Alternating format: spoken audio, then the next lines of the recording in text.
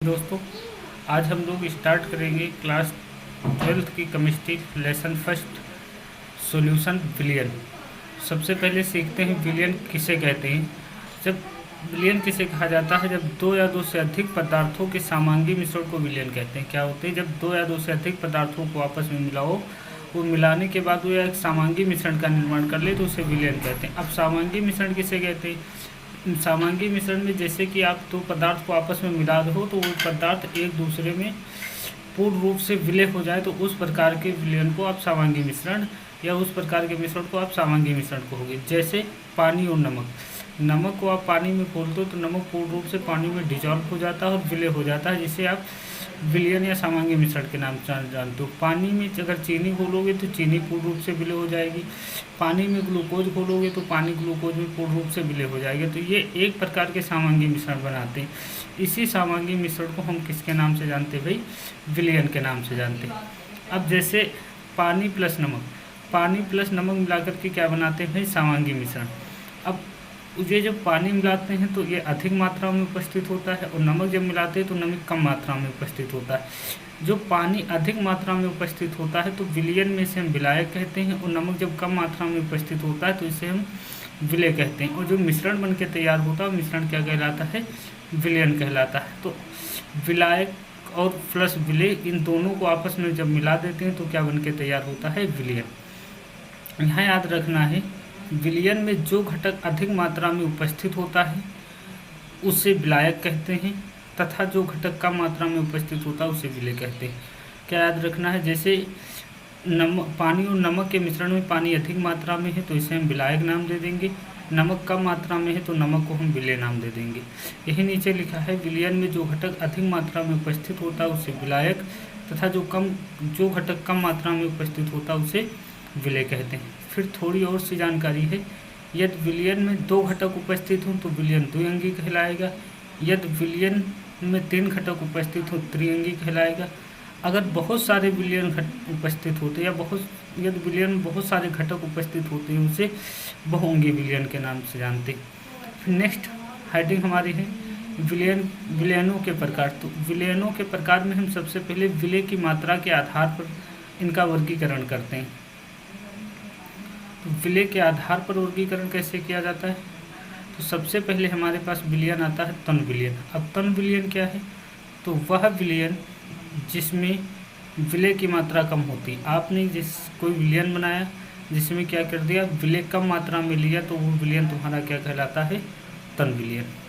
Next हमारे पास विलयन आता है सांद्र विलयन। तो सांद्र विलयन वह विलयन जिसमें विलय की अधिकतम मात्रा हो तो उसे हम लोग नाम दे देते हैं सांद्र विलयन। एक क्वेश्चन आपको बताना है, जैसे आपने एक पात्र लिया, एक पात्र है, इस पात्र में आपने यहाँ तक जल भर दिया। क्या भर दिया भाई? H2 भर दिया। और इस H2 में आपने 2 चम्मच NaCl डाल दिया, नमक डाल दिया। तो आप बताइए ये जो विलयन होगा, ये विलयन सांद्र विलयन होगा या तन विलयन होगा? क्या आप बता सकते हो ये विलयन कैसा होगा? डिफाइंड हो पाएगा? तो आप कोई अगर एक पदार्थ दिया गया है उसमें H2O और NaCl दिया गया तो आप इसकी सहायता से नहीं बता सकते। अब इसको समझने के लिए आप क्या करो, एक पात्र और लो, इस पात्र में आपने क्या कर दिया, यहीं तक H2O जल भर दिया और यहाँ तक इसमें 1 चम्मच मिला दिया NaCl।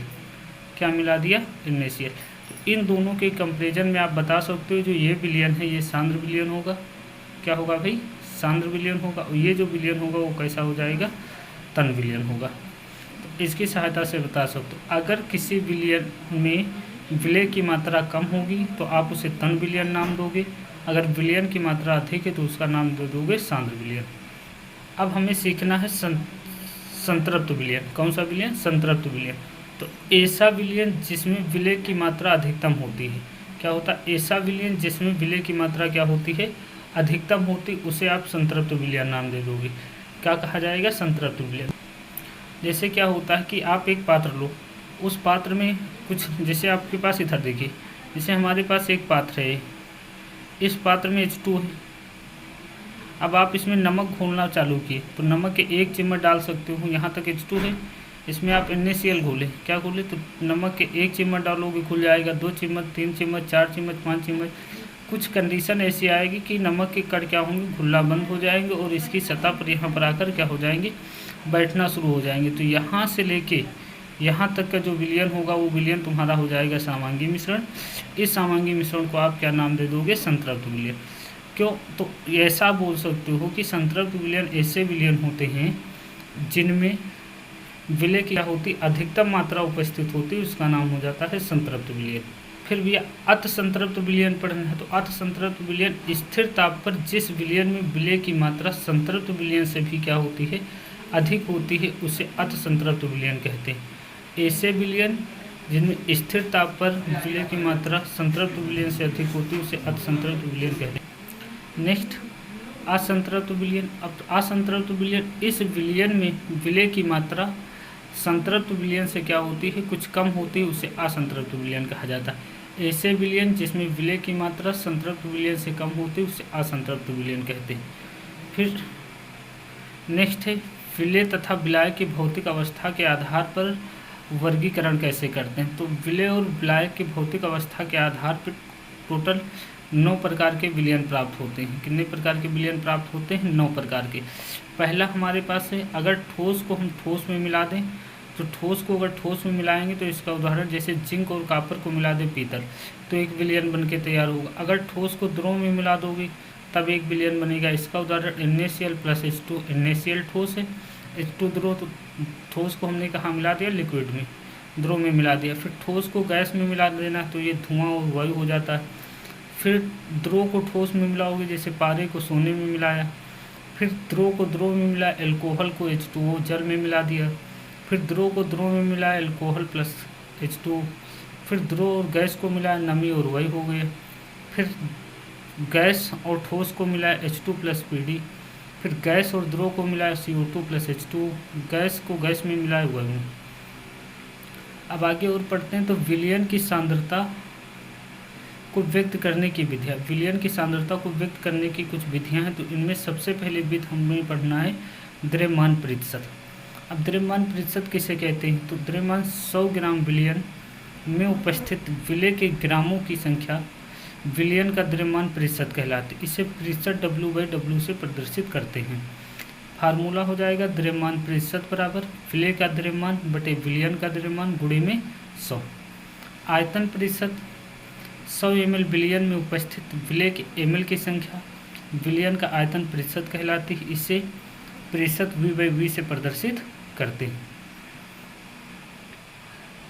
इसका फार्मूला होगा आयतन प्रतिशत बराबर विलय का आयतन बटे विलयन का आयतन गुणे में 100।